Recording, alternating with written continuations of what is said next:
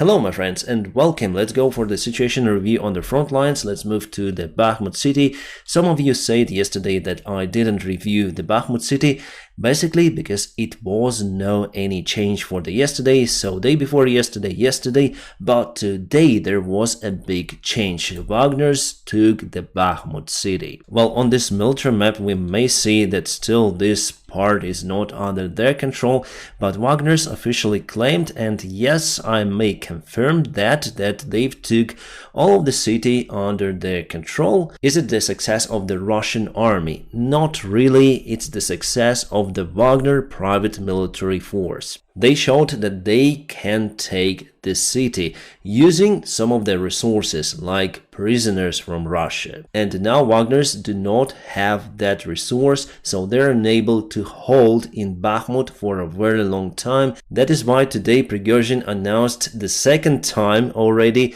that they would withdraw their forces from the Bakhmut city on 25th of May, so very soon, in 5 days. Now Wagners will go on defense, they will build some of the trenches in that area, but it will not help really, so definitely they took the Bakhmut city.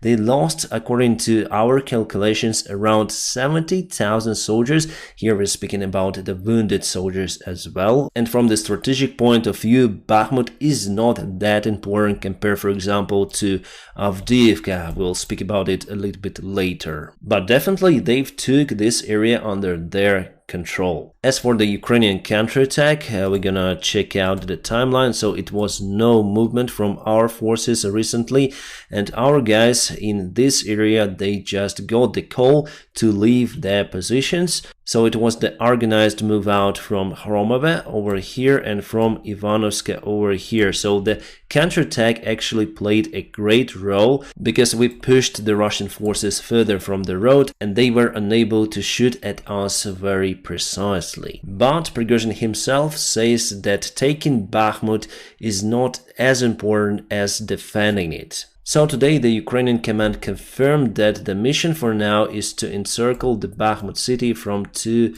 of the sides. That is why Prigozhin wants to move his forces away and put the regular Russian army on their positions. My friends, before we continue, let me tell you about the partner and the sponsor of my YouTube channel. It is the Atlas VPN. They came out with a huge deal where you can get the Atlas VPN Premium for just $170 per month plus 6 months for free.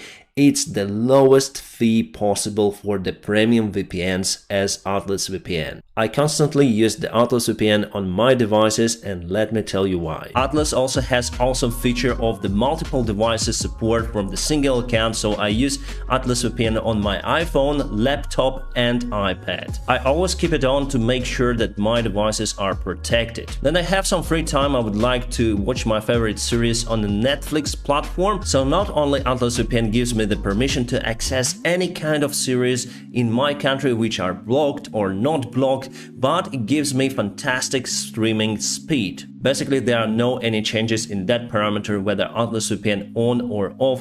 My friends, it was a game changer for me because before I tried many VPNs and this one is the fastest. And now my friends, please check out my personal link in the video description just below where you can get the Atlas VPN Premium for just $170 per month plus 6 months for free. This deal is the time limited, so hurry up and join the club. So in general about the Bakhmut situation, everything is more or less understandable. There are 3 possible scenarios. The first one, that Prigozhin lied again, that they will stay in Bakhmut and continue their assault towards the Chasiv Yar from this direction. I think it is unreal scenario since we are pushing them from the flanks and they are really exhausted. They've lost lots of the soldiers and they need more weaponry for this maneuver. Plus, indeed, flanks are crushing. The regular army was responsible for that one and it is running away and the Ukrainian army is moving forward. Yes, we're a little bit slow in that, but there is the scenario that Prigozhin will also leave the part of the troops to defend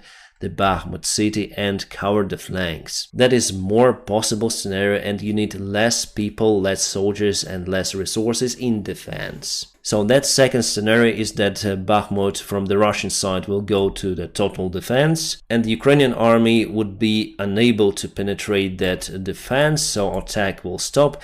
It's slowing down, by the way. It started very well recently, but for this week we see the decreasement in the pace of the Bakhmut counterattack. So this scenario is kind of real compared to the previous one, and probably it will happen. But I hope for the best scenario. Wagners will stay in defense, but Ukrainian army will continue the successful counterattack, the tactical operation to encircle the Bakhmut city together with Wagner forces. But we need to conduct it very fast, since Wagner may withdraw their forces from this area, but in any case we may also encircle the Russian regular army in that area. I hope you agree with me that this is the best variant, but Ukraine is planning much bigger scenario, the future counterattack that is going to start, I hope, very soon.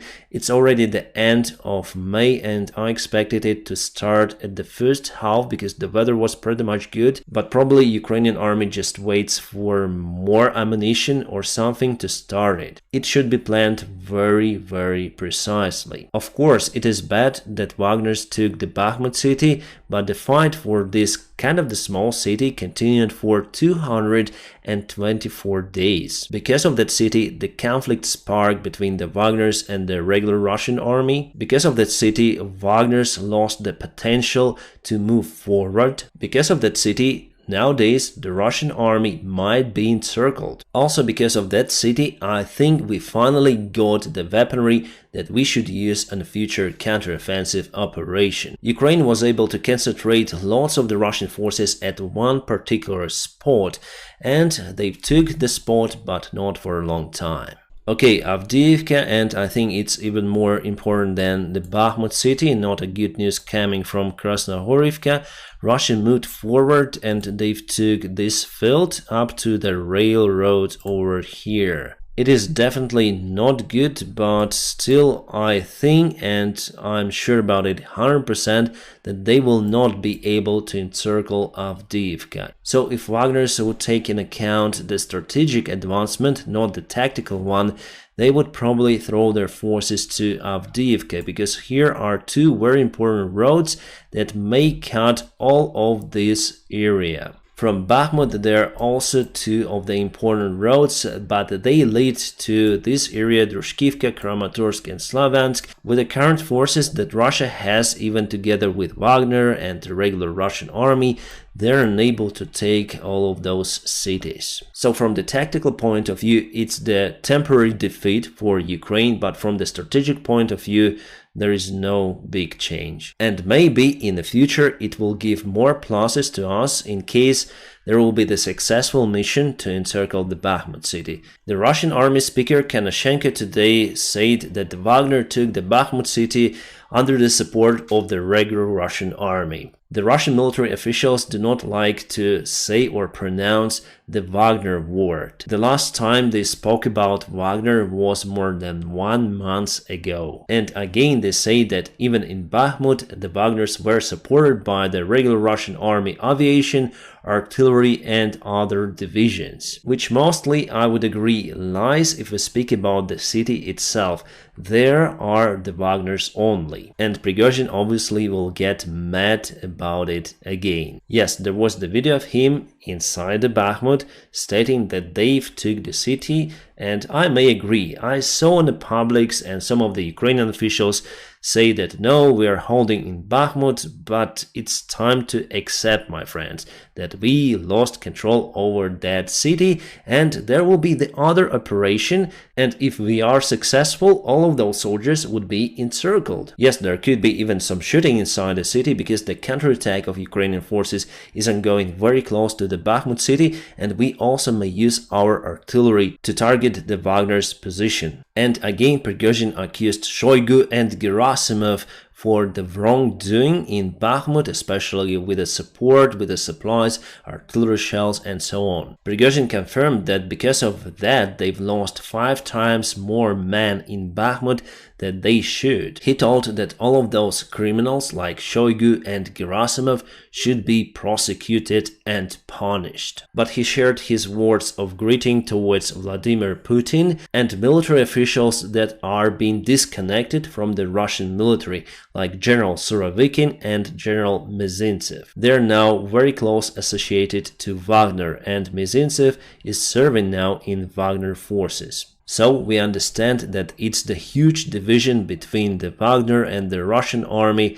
There are many more clans and many more private Russian armies started. There are 60 of them, but according to the Russian law, they are illegal. So I expect very hard times for Russia in the future.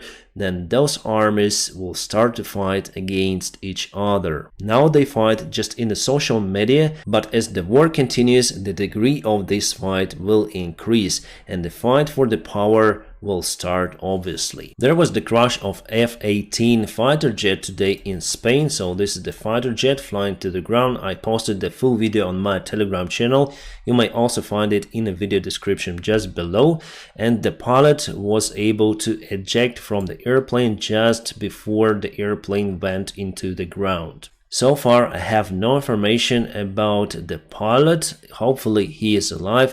And also, I don't have the information about any kind of the destructions or casualties on the ground. Well, we already know officially that United States starts the training of the Ukrainian pilots, and in the future will have F-16 fighter jets. The US Secretary of State Blinken played the leading role in that deal. Also, he did the brave move before, then Germany refused to supply tanks to Ukraine, so it was Blinken who insisted to provide the Abrams tanks for Ukraine, and after that Germany agreed to provide Leopard 2 tanks. The same is happening with the F-16 fighter jets. So there's the coalition of the countries, but they were a little slow to make the first step, and the first step was done by the United States of America. And this actually cancels one of the bad scenarios for Ukraine, according to which our allies would insist on the peace deal with Russia if the Ukrainian counterattack would fail. And that was expected this autumn, but this autumn will start to receive the F-16 fighter jets, which gives more power for the Ukrainian future attacks. Our Air Force commander today says that if we'll get those airplanes, we're gonna win this war for sure. How many of the airplanes are we gonna get? Some say around 40 airplanes, some say around 70. That number is big, but the more is better. And we need lots of the crews for that, but we have the military pilots in Ukrainian Air Force, but we don't have enough airplanes. Alright, Crimea. Kacha, there's where I used to live before.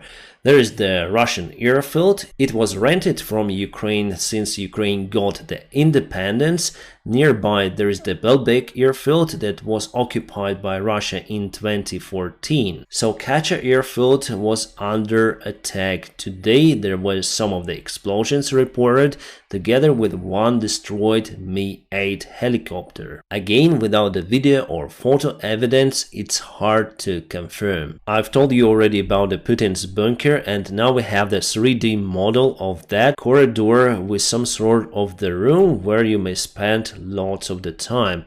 Also, it has the elevator inside. This article was published by the German resource Bild, and the location is just at the coast of the Black Sea near to Gelendzhik. The Oryx tweeted that the first F-16 fighter jets we may have from Netherlands. They said about it because Netherlands cancelled the deal for the transfer of 40 F-16 fighter jets to Draken International Company. So Netherlands sent 12 of the fighter jets and should have sent 28 more, but cancelled the deal, and those fighter jets presumably will be sent to Ukraine. President Zelenskyy is already in Japan, and tomorrow he meets with President Biden. I think that they will discuss the deal around the fighter jets. Ukraine continued to cut supplies for Russia. This time there were several explosions in Tokmak, which is not far away from the Orikhiv on the south part of Ukraine. It could be the first point of the Ukrainian counterattack. China plans to make a railroad connection from its capital Beijing with the Central Asian countries and Europe. China does it to supply its goods to those countries. But where is Russia here? Before they planned to make a road connecting Russia also. I guess that the plans have changed since the Russia is now under the sanctions. And this is how Russia sees its victory in the Bakhmut city. The second army in the world, expectations versus reality. My friends, now press the like to this video and don't forget to check my personal link in the video description below, where you may find the Atlas VPN Premium with a huge discount, so hurry up and join the club. My friends, I wish you all a peaceful sky wherever you are and have a great time.